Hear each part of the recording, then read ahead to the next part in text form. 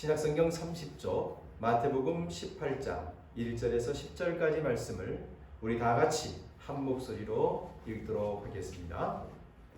그때의 제자들이 예수께 나와 이르되 천국에서는 누가 크니이까? 예수께서 한 어린아이를 불러 그들 가운데 세우시고 이르시되 진실로 너희에게 이르노니 너희가 돌이켜 어린 아이들과 같이 되지 아니하면 결단코 천국에 들어가지 못하리라. 그러므로 누구든지 이 어린아이와 같이 자기를 낮추는 사람이 천국에서 큰 자니라. 또 누구든지 내 이름으로 이런 어린아이 하나를 영접하면 곧 나를 영접함이니 누구든지 나를 믿는 이 작은 자 중 하나를 실족하게 하면 차라리 연자맷돌이 그 목에 달려서 깊은 바다에 빠뜨려지는 것이 나으니라. 실족하게 하는 일들이 있음으로 말미암아 세상에 화가 있도다. 실족하게 하는 일이 없을 수는 없으나 실족하게 하는 그 사람에게는 화가 있도다. 만일 내 손이나 내 발이 너를 범죄하게 하거든 찍어 내버리라. 장애인이나 다리 저는 자로 영생에 들어가는 것이 두 손과 두 발을 가지고 영원한 불에 던져지는 것보다 나으니라. 만일 내 눈이 너를 범죄하게 하거든 빼어 내버리라. 한 눈으로 영생에 들어가는 것이 두 눈을 가지고 지옥불에 던져지는 것보다 나으니라. 삼가 이 작은 자 중에 하나도 업신여기지 말라. 너희에게 말하노니 그들의 천사들이 하늘에서 하늘에 계신 내 아버지의 얼굴을 항상 배웠느니라. 아멘. 오늘도 주님을 예배하는 우리 모든 기쁨의 교우들에게 주님의 위로와 돌보심이 은총이 함께 하시기를 소망합니다. 교회 주변 우리 정원 또 저희가 살고 있는 집 주변에도 라일락 꽃이라든지 온갖 색상의 꽃들이 만발하고 있습니다. 그래서 꽃을 보면서 야 이제 봄이고 곧 여름이 오겠지라는 생각을 했는데 요 며칠 동안 꽃샘추위 때가 추위가 기승을 부렸습니다. 하지만 잠깐이죠. 이 꽃샘추위도 결코 오래가지 못할 것이라는 것을 우리는 잘 알고 확신하고 있습니다. 봄이 지나면 여름이 오듯이 코로나의 어두운 기운이 우리를 더 이상 옥죄지 못할 날도 반드시 올 것입니다. 우리 그날을 믿음으로 바라보면서 서두르거나 갈팡질팡하지 않고 도도하게 우리 믿음의 길을 걸어가는 우리 가족들, 믿음의 식구들 되셨으면 진심으로 좋겠습니다. 미국의 시인이고 사상가인 헨리 데이비드 소로라고 하는 사람은 자연은 결코 서두르는 법이 없다고 말합니다. 자연은 결코 서두르는 법이 없다. 자연의 시스템은 언제나 같은 속도로 순환한다. 싹은 마치 짧은 봄날이 영원하기라도 하듯 서두르거나 갈팡질팡하지 않고 서서히 자라난다. 자연은 자신이 하는 모든 일에 각각의 필요한 시간만큼 지극한 공을 들인다. 여러분, 자연은 특정한 한 대상을 위해서 힘을 쓰지 않습니다. 자연은 모두를 위해서 어떤 편견이나 편중됨이 없이 모든 것에 각자의 필요한 만큼 시간과 에너지를 공급하고 있습니다. 최근 몇 년 사이 우리 사회가 참으로 많이 거칠어졌다는 느낌을 지울 수 없습니다. 우후죽순처럼 일어나는 사건과 사고의 그 폭력성은 시간이 갈수록 더 강해지는 것 같습니다. 사람이 먼저다. 기회는 평등하게, 과정은 공정하게, 결과는 정의롭게 하겠다고 부르짖었던 정부가 지금 우리나라를 경영하고 있지만 오히려 그 시간들 속에서 보면 편견들은 더 커지는 것 같습니다. 네 편, 내 편, 진영 간의 편가르기는 심해지고 서로 간의 대화는 단절된 채 장벽은 높아지고 그 단절된 장벽을 뛰어넘으려고 시도하는 대화는 오히려 더 거칠어졌습니다. 이런 자연에 역행하는 편가르기와 자기만을 생각하는 이런 세상 속에서 우리는 이 자연이 편견 없이 모두에게 공정하게 대하는 그 자연의 흐름을 때로는 본받고 때로는 경청할 필요가 있다고 생각합니다. 우리 예수님께서 공생의 3년을 사시는 동안 우리 주님께서 하셨던 일을 살펴보면 예수님은 세상의 편견과 차별의 장벽을 가차없이 허무셨습니다. 성과 속, 의인과 죄인, 유대인과 이방인, 남자와 여자를 편가르는 그 벽을 허무셨습니다. 벽을 허물고 파괴하되 그 혼돈이 아니라 오히려 그 파괴를 통해 화해와 평화를 이루어 내셨습니다. 2000년 전 예수님은 갈릴리 어부들에게 나를 따라오라고 부르셨던 것처럼 지금도 장벽을 허물고 막힌 곳을 뚫고 다리를 놓고 길을 만드는 이 일에, 그래서 세상과 하나님을 연결시키는 일에 지금도 우리를 초대하고 계십니다. 이러한 예수님의 부르심, 우리를 향한 소명을 생각할 때마다 저는 가끔 불초 신자가 아닌가라는 생각을 하게 됩니다. 불초 자식 이런 말 하죠. 여기서 불초란 어버이의 이름을 더럽힐 만큼 어리석고 못난 자식을 일컫는 말입니다. 우리가 종교란에 기독교인이라고 쓰기는 하지만 말과 행실에 있어서 전혀 예수님을 닮지 못하고 있지는 않는가라는 자책감이 저희들 마음속에서 떨쳐지지가 않습니다. 그러나 이럴수록 우리는 심기일전 조금이라도 배우고 좀 더 깊이 고민하면서 한 걸음 나아가 섬기고 또 누군가에게 나누고 사랑을 조금이나마 더 해보고자 하는 그 마음을 꺼트려서는 안 될 것입니다. 오늘 우리가 읽었던 마태복음 18장, 이 예수님의 행적과 말씀을 기록하고 있는 마태복음은 매우 독특한 구조와 또 문맥을 형성하고 있습니다. 마태복음에는 예수님의 행적과 행적 사이사이에 5개의 설교 뭉치가 배치되어 있습니다. 이것은 마치 5권으로 되어 있는 모세오경, 토라를 연상시키는 구조입니다. 이 5번의 예수님의 설교가 끝날 때마다 예수님께서 이 말씀을 마치심에 예수님께서 명하기를 마치시고 이렇게 마치시고라고 하는 그 문장과 더불어 새로운 단락, 새로운 문맥이 펼쳐지고 있습니다. 5장부터 7장까지는 우리가 산상설교라고 알고 있는데 주님을 따르는 이들이 어떻게 살아야 하는지를 가르쳐 주시는 말씀입니다. 그리고 10장에는 제자들을 세상 가운데 파송하면서 들려주셨던 말씀이 기록되어 있습니다. 그리고 13장에는 비유를 통해서 하나님 나라가 어떠한 것인지를 설명해 주셨습니다. 그리고 오늘 우리가 본문으로 택한 마태복음 18장은 주님을 따르는 이들의 공동체의 삶의 자세, 그러니까 개인의 문제가 아니라 서로 상호 간에 어떤 마음과 태도로 삶을 살아야 되는지를 보여주고 있습니다. 그리고 마지막 24장과 25장은 마지막 날에 우리가 받게 될 심판의 기준이 무엇인지를 가르쳐주고 있습니다. 오늘 우리가 본문으로 택한 마태복음 18장은 예수님의 4번째 설교 부분입니다. 그런데 이 예수님의 4번째 설교는 제자들의 질문으로부터 시작되고 있습니다. 마태복음 18장 1절에 천국에서는 누가 크니까? 라는 제자들이 질문을 던집니다. 이 제자들의 질문에는 2가지 전제가 깔려 있습니다.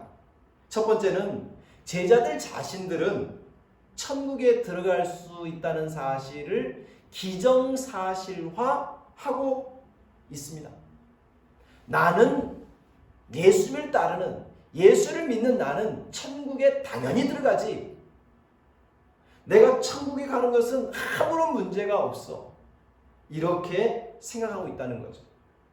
두 번째는 바로 그 천국에 들어가면 내가 한 자리 차지할 수 있는 자격이 있어.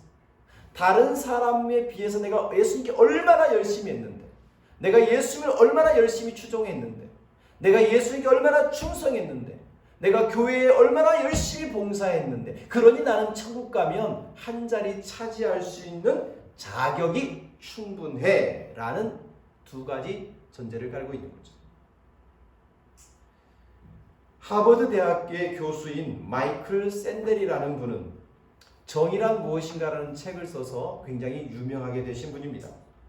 그런데 이분이 작년에 공정하다는 착각이라는 책을 내셨고, 지난 연초에는 JTBC에서 이렇게 방송하는 차이나 클래스에서 나와서 강연을 해주기도 했습니다. 그의 책 공정하다는 착각에 보면 자격이 있다는 말의 쓰임이 1970년부터서 2008년까지 3배로 늘었다라고 말하면서 미국 사회가 급속하게 능력주의를 신봉하는 사회로 변모하고 있다라고 말했습니다. 여기서 능력주의란 한 사람을 평가할 때 인종이나 피부의 색깔이나 그의 어떤 배경으로 평가하는 것이 아니라 그 사람이 가지고 있는 능력 자체만으로 평가를 하겠다는 것이죠. 그래서 이런 능력주의 사회에서는 약자들의 설 자리는 점점점 줄어들고 결국은 퇴출되기 일쑤입니다. 미국만 그런 것이 아니죠. 우리나라도 물론이고 이런 추세가 전 세계적인 물결입니다.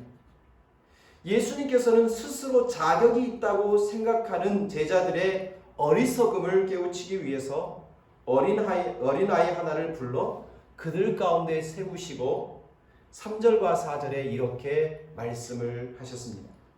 이르시되 진실로 진실로 너희에게 이르노니 너희가 돌이켜 어린아이들과 같이 되지 아니하면 결단코 천국에 들어가지 못하리라.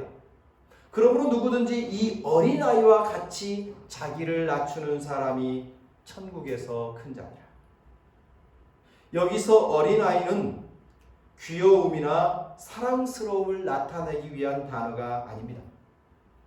어린아이들은 여전히 누군가의 도움을 받아야 하는 존재이지. 제자들에게 필요한 것은 스스로 자격이 있다라는 태도가 아니라 자기의 연약함에 대한 자각을 말하는 것일 겁니다. 진지 자기를 낮추라는 말이 아니라 철저하게 자신을 바라볼 때 자신의 부족함을 깨달으라는 말일 것입니다. 자기의 연약함을 아는 사람, 자신의 부족함을 깨닫는 사람은요, 타인을 함부로 대하지 않는 법입니다. 그러나 능력주의가 지배하는 세상에서는 이런 어린아이와 같은 작은 이들을 패배자로 취급하고 무시하기 일상입니다. 여러분, 우리의 현실은 어떻습니까? 공정한 경쟁이 이루어질 수 없는 기울어진 운동장에서 고군분투하는 이들의 눈물과 아픔을 무시하는 일이 비일비재하게 일어나고 있습니다. 어떤 이들은 경제적 능력이 있는 부모를 만나서 자신의 재능을 마음껏 개발하면서 살 수도 있지만 반대로 그럴 수 없는 환경 속에서 태어나고 자라고 거기에서 고민하고 아파하고 상처받는 이들이 많이 있습니다. 몇 년 전에 최순실 씨의 딸 정유라는 부모를 잘 두는 것도 능력이라고 말하며 공분을 사기도 했습니다. 이것은 일개 철없는 한 젊은이의 말만이 아닐 것입니다. 우리 시대의 많은 사람들이 이런 생각, 부모를 잘 만난 것도 능력이다 라는 생각에 알게 모르게 사로잡혀 있는 것이 사실입니다. 앞서 소개한 마이클 샌델 교수는 노력하면 좋은 결실을 거둘 수 있다는 말은 능력주의 사회의 불평등을 교묘하게 속이는 거짓이다. 바닥에 묶여 발버둥 치는 이들을 조롱하는 말이라고 통렬하게 비난하기도 했습니다. 이미 기울어진 운동장에서 승자들이 모든 것을 독식하는 것이 정당화된 세상은 우리 주님께서 꿈꾸던 세상이 아니었습니다. 우리 예수님의 시선은 벼랑 끝에 선 그렇게 내몰린 사람들을 민망한 눈빛으로 바라보십니다. 예수님을 믿는 우리도 예수님의 눈길이 머무는 곳을 바라봐야 할 것이고 예수님이 계신 곳에 함께 서려 하는 노력을 지금이라도 우리는 다시 시작을 해야 할 것입니다. 오늘 본문 말씀 다음에 이어지는 단락을 보면 우리 곁에 있는 작은 사람들, 소외된 사람들을 우리가 어떻게 바라보고 어떻게 대해야 되는지를 깊이 고민하게 해주는 말씀들이 연이어 나오고 있습니다. 12절부터 나오는 잃은 양의 비유는 어떤 의미일까요?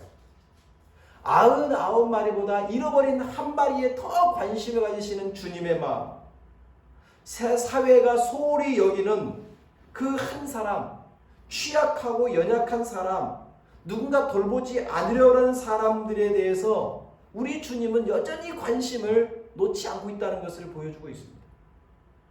15절에 나오는 용서에 대한 가르침, 21절부터 나오는 용서를 할 줄 모르는 종의 비유 또한 누군가 용서받아야 될 대상을 향하여 우리가 기쁜 마음으로 용서해 주는 것이 얼마나 중요한지, 외면받고 소외받는 사람들을 우리가 다가가서 그들을 품어주는 것이 얼마나 주님께서 원하시는 일인지를 간접적으로 들려주고 있는 것입니다. 여러분, 이렇게 작은 사람들, 이 작은 사람들을 어떻게 대하느냐, 그것이 왜 중요한 문제일까요? 아까 처음에 말씀드린 대로 마태복음 마지막 설교 단락인 24장과 25장을 보면 심판날에 하나님이 어떤 기준으로 우리를 심판하실 것인지에 대해서 알려주고 있습니다. 그런데 그 심판하시는 주님의 마지막 결론은 누가요?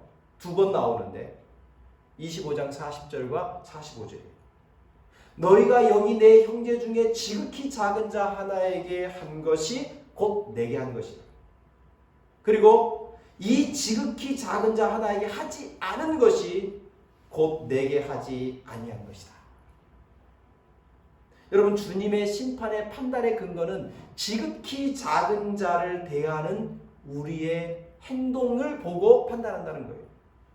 지극히 작은 자에게 한 것과 그 작은 자에게 하지 않은 것이 우리의 운명을 결정한다고 주님은 말씀하십니다. 때문에 우리가 함께 읽었던 본문 10절의 말씀처럼 작은 자를 업신여겨서는 안 됩니다. 왜 그럴까요? 작은 자들을 보살피는 천사들이 하늘에 계신 하나님께 우리가 어떻게 그들을 대하는지 소상하게 지금도 보고하고 있다고 말씀하고 있습니다.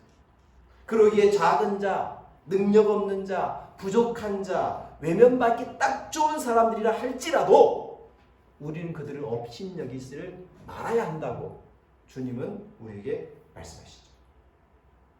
이러한 오늘 본문의 말씀은 스스로 천국에 들어갈 자격이 충분하고 내가 천국에 가면 다른 보다 더 큰 자가 되어서 더 높은 자리를 차지할 충분한 자격이 있다라고 생각하는 제자들의 어리석음을 타파하시는 주님의 말씀이죠.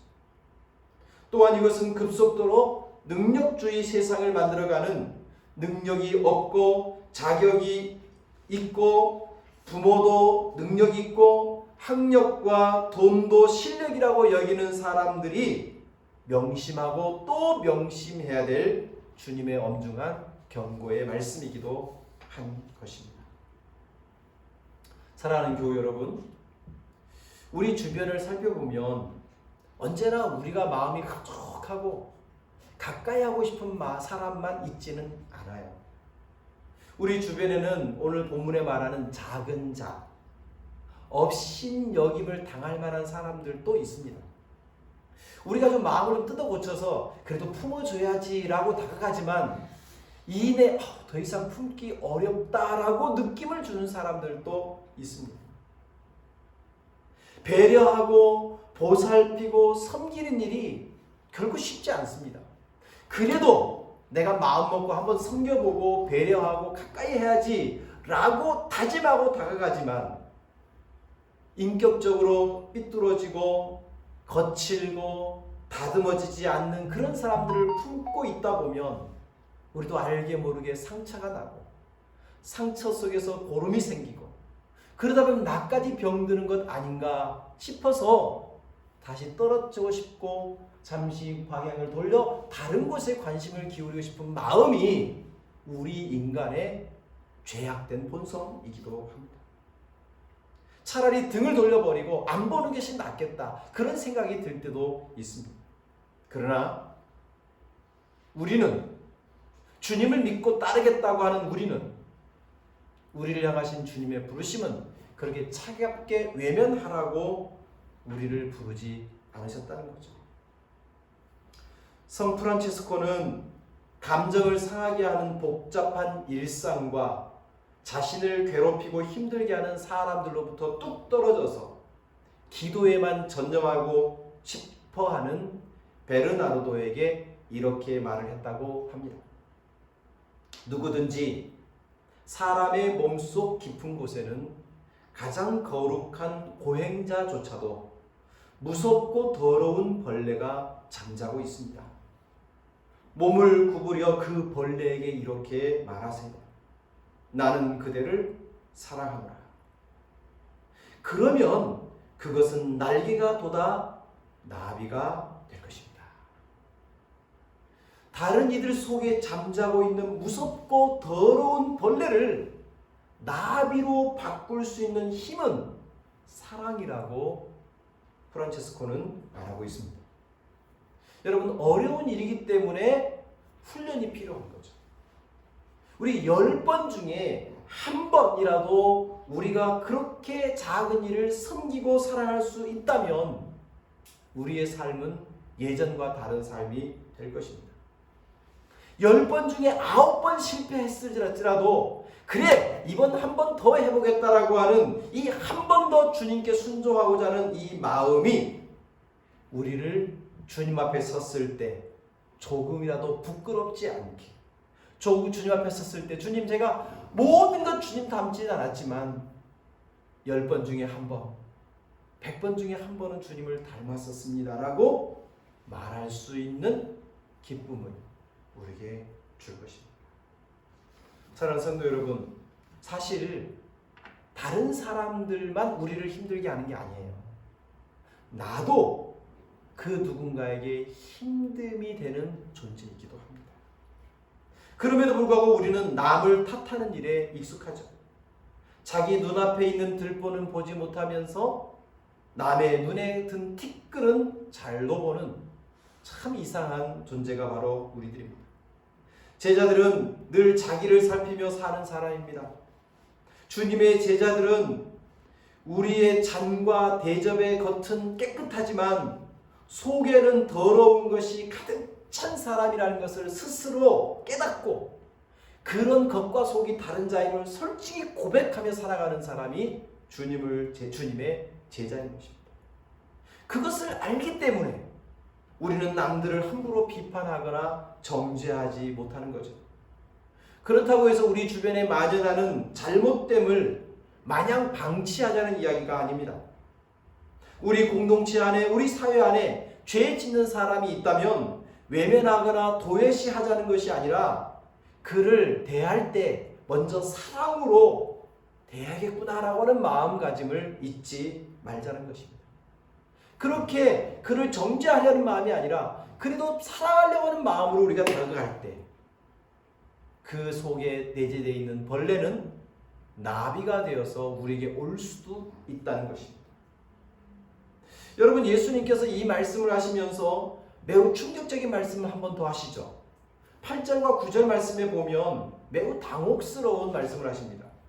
만일 내 손이나 내 발이 너를 범죄하게 하거든 찍어내어 버리라. 장애인이나 다리 저는 자로 영생에 들어가는 것이 두 손과 두 발을 가지고 영원한 불에 던져지는 것보다 나으니라. 만일 너의 눈이 너를 범죄하거든 빼어 버리라.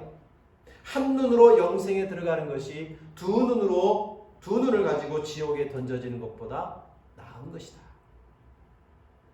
여러분, 주님은 누군가를 걸려 넘어지게 하는 것이 우리의 손이나 발이라면 그것을 찍어내 버리고, 우리의 눈이 범죄한다면 그것을 빼어 내 버리라고 충격적인 말씀을 합니다. 너무 극단적이어서 이게 과연 주님의 가르침인가 의심스럽기도 하지만, 그러나 마태복음 5장 산상수훈에 보면 이와 유사한 말씀이 기록되어 있습니다. 마태복음 5장 29절과 30절에도 똑같이 만일 너의 오른 눈이 너를 실족하게 하거든 빼어내버리라. 너의 백체 중 하나가 없어지고 온 몸이 지옥에 던져지지 않는 것이 유익하며, 또한 만일 내 오른손이 너로 실족하게 하거든 찍어내어버리라. 내 백체 중 하나가 없어지고 온몸이 지옥에 던져지지 않는 것이 유익하니라. 주님께서 이런 말씀을 반복적으로 하셨다는 것은 우리가 좀 더 경청해야 된다는 의미가 있겠죠. 아까 처음 말씀드린 대로 마태복음 5장, 6장, 7장은 우리 주님을 따르는 개인이 어떤 삶의 태도로 살아야 되는지 개인윤리를 말하는 것이라면, 오늘 우리가 본문으로 삼은 마태복음 18장은 우리 공동체, 우리가 함께 더불어 살아갈 때 어떤 자세가 필요한지에 대한 말씀이라고 했습니다. 따라서 개인적인 차원이든 공동체의 차원이든 누군가를 죄에 이르게 하는, 실족하게 하는 일, 그것은 매우 엄중하고 예민하게 다루어야 한다는 것은 분명해지는 것이죠. 만약 그렇게 하지 않으면 형제가 실족하여 형제가 무너지고 그 무너짐의 책임을 하나님은 우리에게도 물을 수 있기 때문입니다. 사랑하는 성도 여러분, 오늘 말씀을 결론을 맺고자 합니다. 우리의 말과 행실이 다른 이들 속에 있는 더럽고 무서운 벌레를 깨우치는 것이라면 우리는 정말 조심하고 또 조심해야 돼요. 그러나 우리의 말과 행동이 타인 속에 있는 벌레를 나비처럼 만들 수도 있다는 것을 우리는 기억해야 합니다. 그러기에 누군가를 우리가 걸려 넘어지게 하는 것, 누구를 실족하게 하는 것, 그것은 정말로 조심해야 될, 또 조심해야 될 일인 것이죠. 잊지 마십시오. 하나님께서는 우리가 가장 작은 자에게 한 그것을 보시고 우리를 심판하십니다. 하나님께서는 우리가 가장 작은 자에게 하지 않는 그것을 보시고 우리를 심판하십니다. 작은 자를 향한 우리의 태도와 말과 행실이 우리의 운명을 결정하신다는 주님의 이 경고를 우리는 깊이 새겨야 할 것입니다. 여러분, 우리는 작은 자를 걸려 넘어뜨리는 사람입니까? 아니면 그들을 부추겨주고 일으켜주고 힘을 북돋는 사람입니까?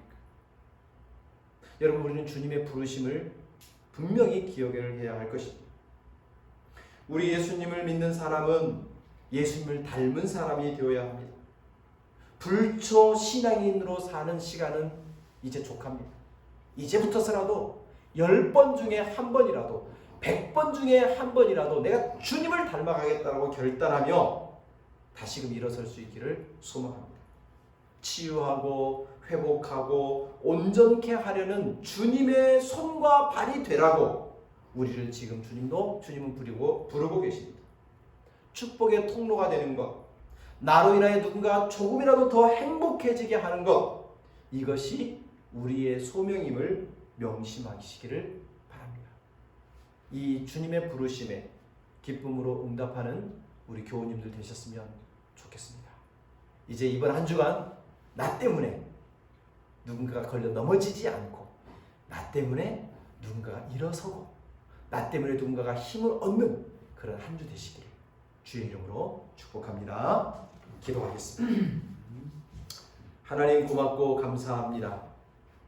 주님께서는 나는 자격이 충분해, 나는 천국에 당연히 갈 수 있어 라고 생각하는 제자들의 어리석은 전제를 타파하기 위하여 어린아이처럼 연약하고 누군가의 도움이 필요한 부족한 자임을 깨달으라고 말씀해 주셨습니다. 하나님 아버지, 우리가 부족한 자인데 누구를 정죄하며 우리가 연약한 자인데 누구를 쓰러뜨릴 수 있겠습니까? 오히려 넘어져 있는 사람, 쓰러져 있는 사람을 다가가 함께 손을 붙잡아주고 함께 일어나고 함께 걸어갈 수 있는 그런 하나님의 종들이 되게 하여 주옵소서. 하나님, 우리를 축복의 통로로 부르시고 우리를 주님의 손과 발이 되어서 연약하고 쓰러져 있고 힘들어하는 이들을 다시금 붙잡아내는 일에 우리를 사용하시려고 부르신 줄 믿습니다. 복된 이 한 주간 될 수 있기를 소망합니다. 나 때문에 우리 가정이 힘을 얻고, 나 때문에 타인이 용기를 얻고, 나 때문에 주의 교회가 힘을 얻고, 나 때문에 세상의 한 구석이 밝혀지는 축복의 통로가 되는 이 한 주간 되게 해 주옵소서. 예수님의 이름으로 기도드립니다. 아멘.